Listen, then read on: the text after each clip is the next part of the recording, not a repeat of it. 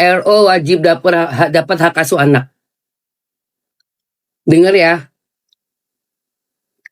RO sudah memberikan dengan legowo menyepakati bahwa anak-anak diasuh sama SW. Tetapi SW tidak amanah. Sangat tidak amanah.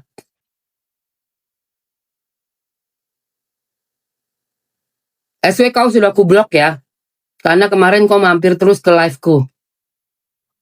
Mampir mulu kau. Kalau si CEO kan udah goblok udah lama. SW gue buka sengaja. Nggak tahu dia mampir. Gue pikir tuh SW itu bakalan ada perubahan apa. Nggak ada. Masih aja nggak terus ya bujar-bujarnya.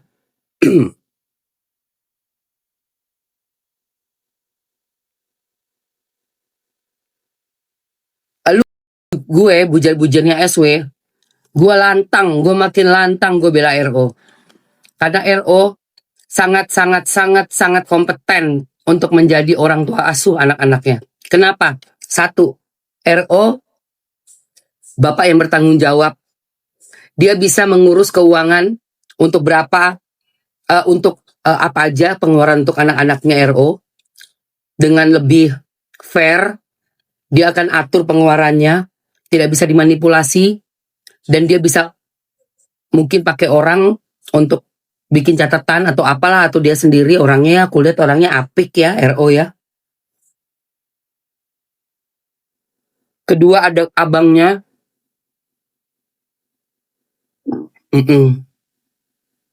Nggak perlu kenal Ci. Gue nggak perlu kenal orang buat bela. Beneran.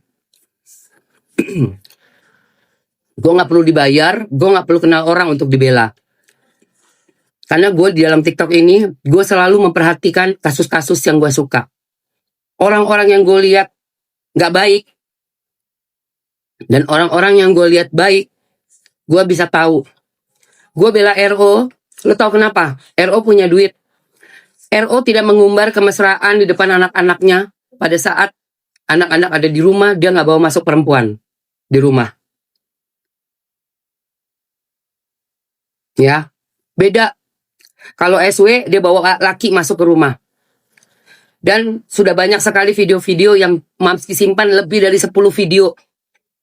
Kalau Komisi Penyiaran lihat, kalau Komisi Perlindungan Anak melihat, itu sudah cukup menjadi bukti bahwa seorang ibu tunggal yang sudah diberikan wewenang untuk mengasuh anak tidak menunjukkan sama sekali kehormatan seorang perempuan, kehormatan seorang ibu di depan anak-anaknya. Saya akan bersuara tanpa berhenti. Karena saya lihat sudah menjadi setahun ini ya, sudah menjadi sangat keterlaluan. Sangat keterlaluan. Kalau misalnya berpacaran tapi caranya sopan, saya nggak akan bersuara. Kalaupun berpacaran, orang perlu ya mungkin mau mencari pasangan lain gitu ya, pasangan baru. Silakan, boleh kok, nggak masalah itu. Tapi punya tata krama, punya megang norma-normanya. Apalagi dikasih kepercayaan oleh si bapak untuk menjaga anak-anak gadis yang masih kecil-kecil.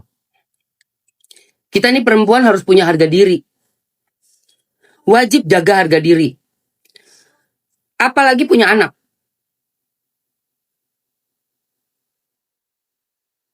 Depan anak kita tuh nggak bisa kayak gitu.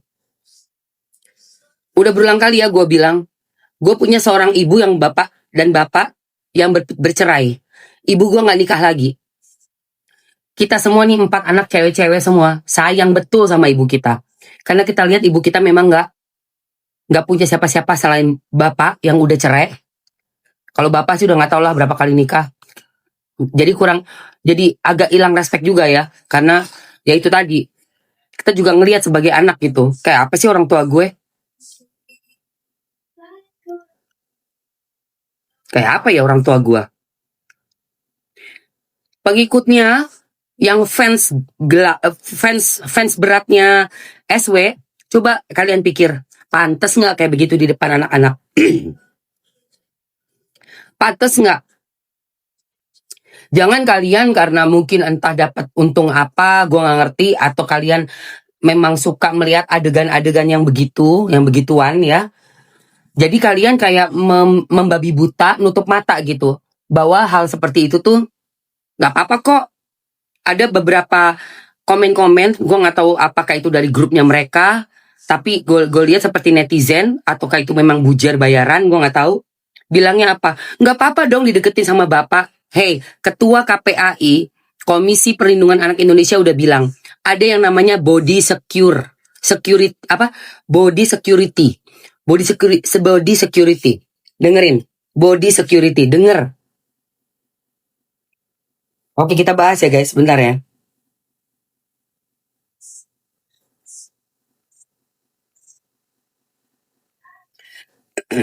Ini soalnya pembela-pembelanya ini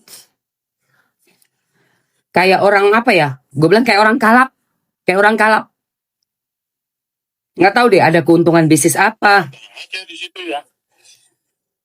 Nih. Apalagi nih itu bagian nih ya. Anak-anak itu harus kita lindungi bagian mana. Nih, dengerin. Di Komnas Anak itu ada body safety. Sorry, body safety. Kalau di Komnas Anak itu ada namanya body safety. Asing. Kalau di Komnas Anak itu ada body safety ya. Anak-anak kita harus kita lindungi bagian mana tubuhnya yang nggak boleh disentuh orang lain. Maaf ya, saya akan bahas terus. Apalagi orang lain ya.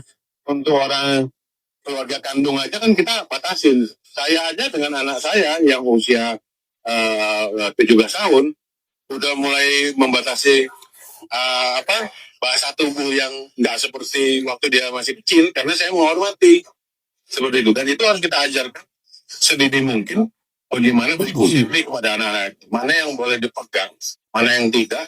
Itu juga bagian dari upaya melindungi anak-anak kita.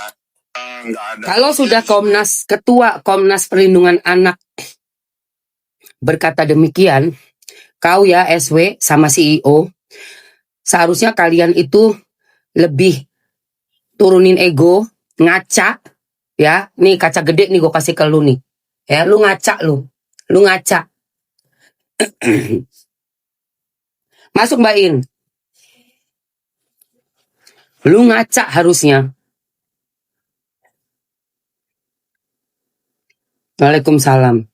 Juga untuk pendukung-pendukungnya, kalian ini coba dipakai deh. Kalau nggak punya otak, minimal ada hati deh. Ngelihat kayak begitu. Ya. Dan saking mereka dalam setahun, gue lihat udah setahun ya, sekitar bulan Juli 2025 udah mulai tuh kemana-mana berdua-berdua.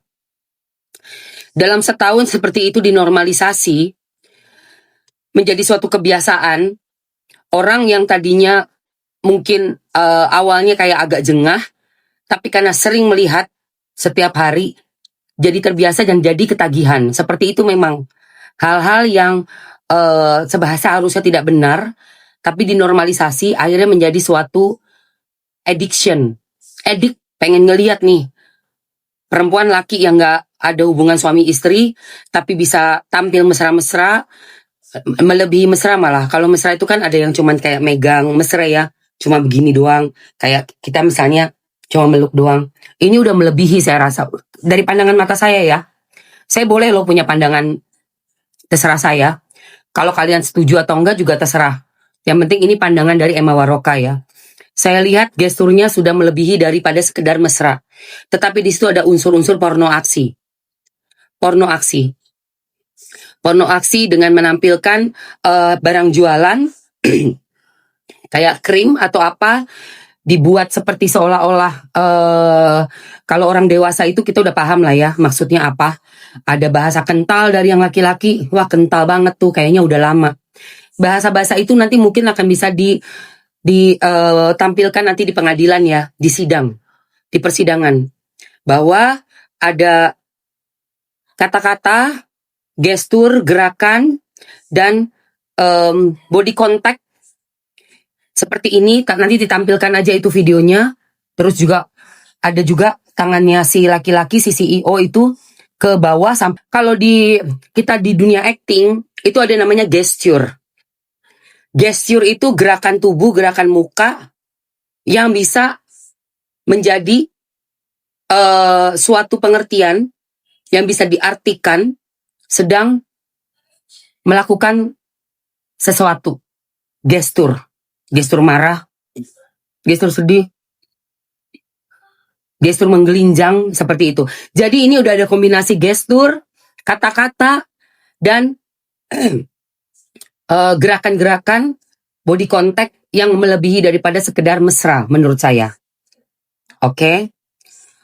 Nah, itu semua kombinasi itu bisa dijadikan pertimbangan untuk para hakim nanti di komisi di persidangan nanti ya, dan juga di KPAI, apakah si ibu ini berhak mendapatkan hak asuh anak melihat dari ketidakdewasaannya bersama dengan pacar barunya ini di depan anak-anaknya, sama sekali tidak punya tanggung jawab moral bahwa saya ini sedang mendidik anak-anak saya.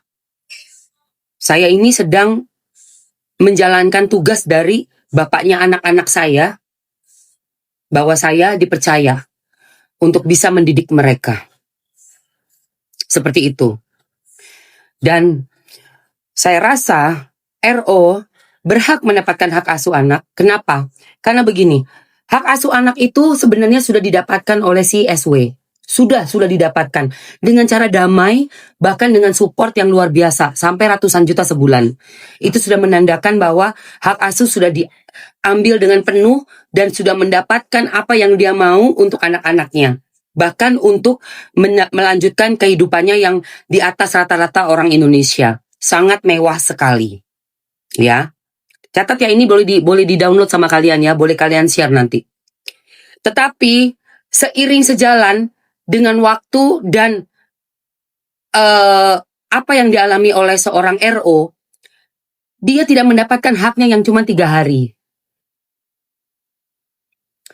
Jadi di perjanjiannya mereka sebagai seorang suami istri yang sudah berpisah menjadi orang lain gitu ya, pada saat perpisahan itu terjadi adalah disepakati di dalam suatu biasanya itu kita tanda tangan perjanjian itu ya kalau kita pisah, bahwa ada 4 hari di sana, 3 hari di bapaknya. Tapi bapaknya nggak mendapatkan itu. Ini kita berbicara baik-baik ya teman-teman. Saya juga nggak mau ribut kok sama gengnya kalian ya, karena I have nothing against, tidak ada saya ingin melawan atau benci dengan sosok dari SW dan juga CEO. Tidak sama sekali. Tapi saya memikirkan si anak-anaknya ini. Oke? Dan saya memikirkan juga si RO ini. Ditambah lagi kalian mendisplay adegan-adegan dan sandiwara. Bukan sandiwara ya.